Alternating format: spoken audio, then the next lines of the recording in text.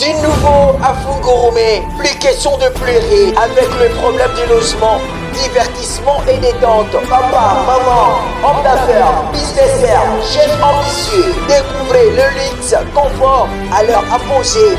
Au TTS Hotel, votre séjour idéal vous attend. Plongez dans une expérience unique où élégance et détente se rencontrent, que vous soyez en voyage d'affaires ou en vacances. Les TTS Hotel vous offrent un service d'exception dans un cadre raffiné. Nous vous proposons comme service des chambres spacieuses et modernes conçues pour votre bien-être au bon prix. Un espace luxueux, une relax totale.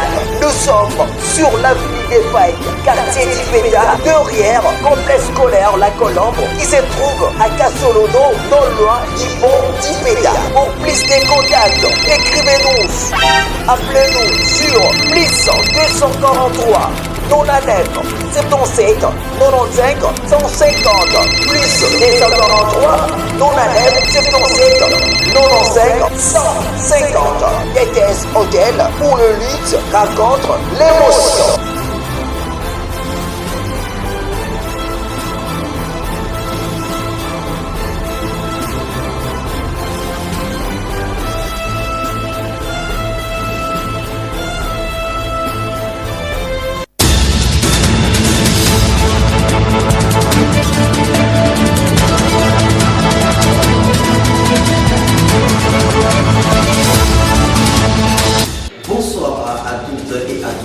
Il est 19h, de vous informer sur votre chaîne. Nous sommes le mardi 25 mars 2025 et voici les titres qui fait la une de l'actualité ce soir. La sécurité dans la commune de Fungurumé, le fils et fille de la commune de Fungurumé lance les cris d'alarme par rapport à ces situations. Le général-major du FARDC, Gilles Barza, séjourne à Kisangani pour une mission de service. C'est tout pour les titres et à présent on passe à l'information. La population fougeoise est mécontente face à l'insécurité qui bat son plein dans les communes, le banditisme et cambriolage qui se produit chaque nuit dans les différents coins de la commune de Fungurumé. Les fils et filles lèvent leur voix et dénoncent ces dernières. On écoute ces reportages.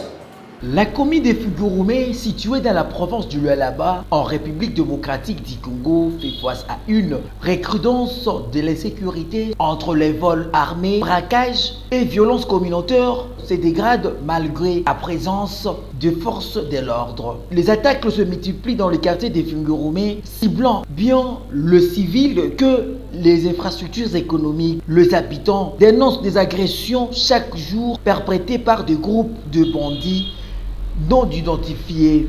Nous ne dormons plus tranquilles.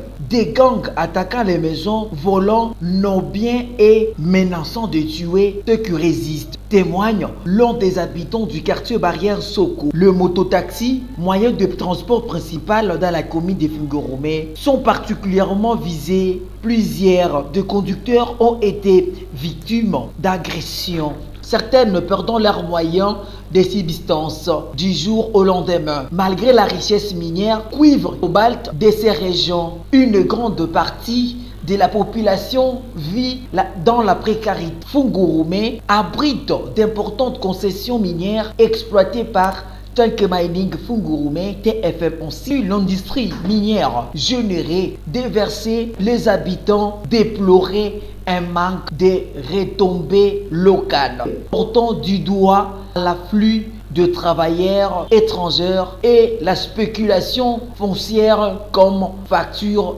d'instabilité. Face à ces situations, la société civile exige une réponse urgente à renforcer des patrouilles policières, création d'emplois locaux et dialogue communautaire. En entendant, la population s'organise en groupe d'autodéfense. Une solution en risque pourrait envenimer L'attention, la commune de Fungurumé, au cœur de l'enjeu économique congolais, doit aujourd'hui relever le défi de la sécurité pour éviter une escalade des violences. Et voilà, depuis des consultations politiques pour le renforcement du nouveau gouvernement de l'Union nationale, Vital Kamerhe, Michel Sama-Lukonde, Christophe Mosso, Augustin Kabouya ont ouvert le bal et ils ont été récits ce lundi par le conseiller spécial du président de la République. On écoute ces reportages de nos confrères de la RTNC. Les consultations politiques telles que voulues par le chef de l'État le 22 février dernier ont débuté ce lundi 24 mars 2025. Premier à être reçu, le membre de l'ancien présidium de l'Union sacrée, Vital Kamerhe, président de l'Assemblée nationale, Jean-Michel Sama-Lukonde, président du Sénat, Christophe Mbosoko Diapwanga, André Mbata et Augustin Kabouya ont rencontré les conseillers spéciaux. Après quelques minutes d'échange, ils sont tous ressortis satisfaits du sens de cette démarche. Donc nous saluons cette démarche du président de la République qui est aujourd'hui entreprise par les conseils spéciaux de l'État en matière de sécurité, le professeur libéral que je connais très bien et je crois qu'il va réussir cette démarche. Et moi je conseille que nous puissions y aller par étapes. Et donc nous sommes venus d'abord réaffirmer ce principe d'unité de cohésion nationale, mais au-delà de ça, de participer à cette idée lancée par son Excellence, Monsieur le Président de la République. J'ai apprécié les principes sur lesquels ces consultations sont basées. Je crois que vous l'avez vu, la presse, la souveraineté nationale, l'intégrité territoriale, le respect des institutions établies, la suprématie de la Constitution, l'union nationale. Tous ces principes-là, en fait, doivent nous aider et, en fin de compte, doivent permettre au chef de l'État de monter une nouvelle équipe, une équipe gouvernementale qui lui permette de faire face à ce défi. Non, nous n'avons pas posé des conditions comme telles. Comme vous le savez, l'Union pour la démocratie et le progrès social, c'est le parti du chef de l'État. C'est une longue série qui s'ouvre et permettra à tous les acteurs de premier plan de participer à ces consultations qui déboucheront à la formation d'un gouvernement d'union nationale. Le chef d'état-major général des FARDC, Gilles Banza, séjourne dans la province de la Tchopo, Kisangani, le chef-lieu, là où il est parti dans une mission d'évaluation des dispositifs de sécurité des unités militaires déployées dans ces coins. On écoute ces reportages. Le lieutenant général Banza Milambwe Jules, chef d'état-major général de FARDC, est arrivé ce dimanche 23 mars 2025 à Kisangani, chef-lieu de la province de la Tchopo. Le lieutenant général Banza Milambwe Jules, chef d'état-major général de FARDC, est arrivé ce dimanche 23 mars 2025 à Kisangani, chef-lieu de la province de la Tchopo, pour une mission de commandement et de travail. À son arrivée à l'aéroport de Bangoka, il a été accueilli par le commandant de la 3e zone de défense, entouré du commandant de la 32e région militaire, du commissaire provincial de la police nationale congolaise et quelques membres de leurs états-majors respectifs. Il a par la suite présidé la réunion des commandements à l'état-major de la 3e zone de défense. À cette occasion, un briefing sur la situation opérationnelle lui a été présenté par le lieutenant général Massounzou Pacifique, commandant de la 3e zone de défense. Quelques instructions fermes ont été données par les chefs d'état-major général des FARDC sur la conduite à tenir pendant la guerre. Au cours de cette importante réunion qu'a présidé le chef d'état-major général, il a été question pour l'autorité de donner des instructions fermes aux officiers de l'état-major de la 3e zone de défense sur la situation sécuritaire qui prévaut dans cette partie du territoire, car nous n'avons qu'un seul pays. Le lieutenant général Banza Milambwe Gilles a interpellé les militaires de cette zone qui est partiellement occupée dans sa partie du nord et sud Kivu par l'armée rwandaise d'être unie et de faire de leur mieux à tous les niveaux pour en finir avec cette agression rwandaise. Il a appelé les officiers à beaucoup plus de responsabilités car le Rwanda ne peut pas décider de notre sort ou nous imposer sur notre propre sol avec son intention de nous occuper. Le chef d'état-major général a également rappelé la ferme détermination du commandant suprême de restaurer l'autorité de l'État. Et dans la suite du chef d'état-major général, on a noté la présence du général Mouloumi, sous-chef d'état-major. L'annonce du retrait de troupes AF M23 dans la localité de Walikale et dans la province du Nord et Sud Kivu. Écoutons ce rapport donné par le porte-parole des FARDC. Les forces armées de la République démocratique du Congo, FARDC, prennent acte de la décision annoncée ce jour par l'Alliance Fleuve Congo et les mouvements du 23 mars, communément appelé M23, de se retirer de la localité de Walikale dans la province du Nord Kivu en exécution de la déclaration conjointe entre l'État du Qatar, la République démocratique du Congo et la République du Rwanda du 18 mars 2025 en présence de son Altesse l'émir du Qatar, Cheikh Tamim bin Hamad Al Thani, son Excellence le président de la République démocratique du Congo, le président Félix Antoine Tshisekedi Tshilombo et son Excellence le président de la République du Rwanda, le président Paul Kagame. Les forces armées de la République démocratique du Congo vont observer avec vigilance le retrait des forces hostiles de Walikale jusqu'à l'est de la ville de la cité de Kibati.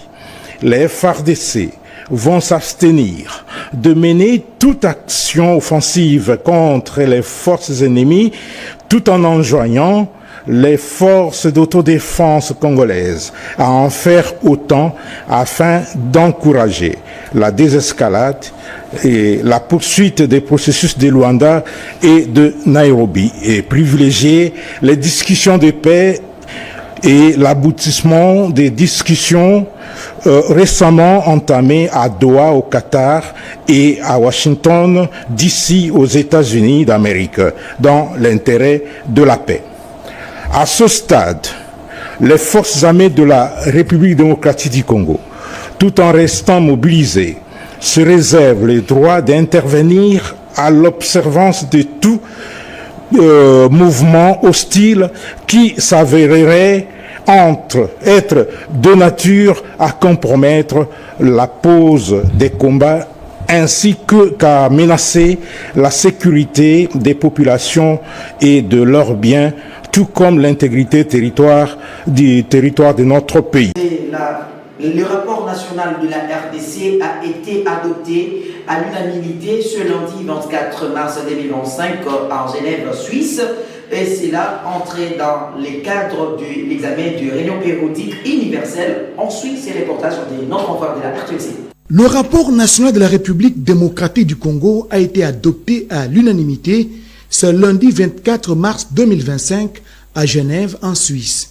Cela rentre dans les cadres de l'examen périodique universel. En dépit de la bonne volonté clairement exprimée par mon pays et mon gouvernement pour la mise en œuvre des recommandations acceptées, ces efforts se heurtent à des obstacles majeurs, notamment l'occupation militaire d'une partie de notre province par l'armée rwandaise et ses supplétifs des M23 et des Alliances Fleuve Congo. Ces agresseurs y commettent des crimes internationaux ainsi que des violations les plus graves du droit international humanitaire et soumettent les populations civiles aux souffrances.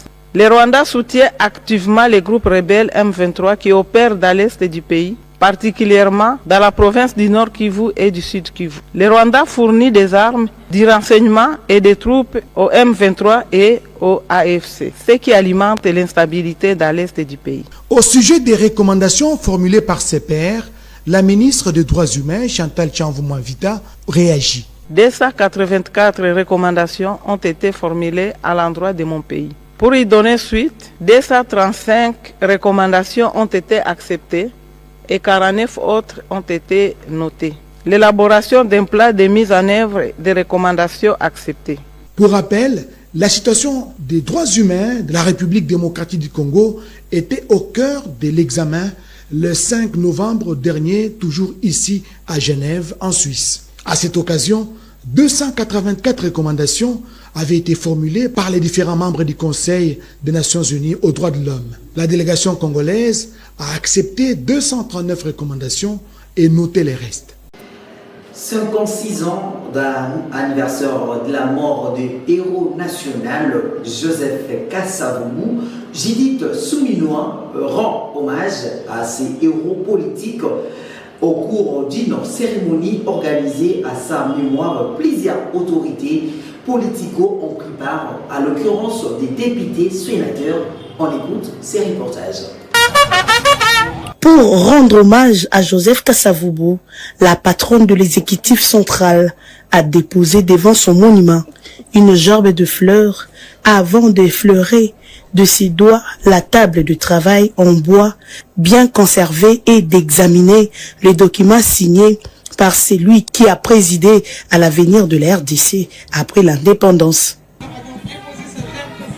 Pour la chef du gouvernement, les valeurs de l'ancien président Joseph Kasavubu méritent d'être transmises à chaque Congolais et aux générations futures pour une appropriation de son histoire. C'est un honneur pour moi, première femme, première ministre, de pouvoir venir ici pour commémorer le décès du premier président de la République démocratique du Congo, qui est Joseph Kasavubu.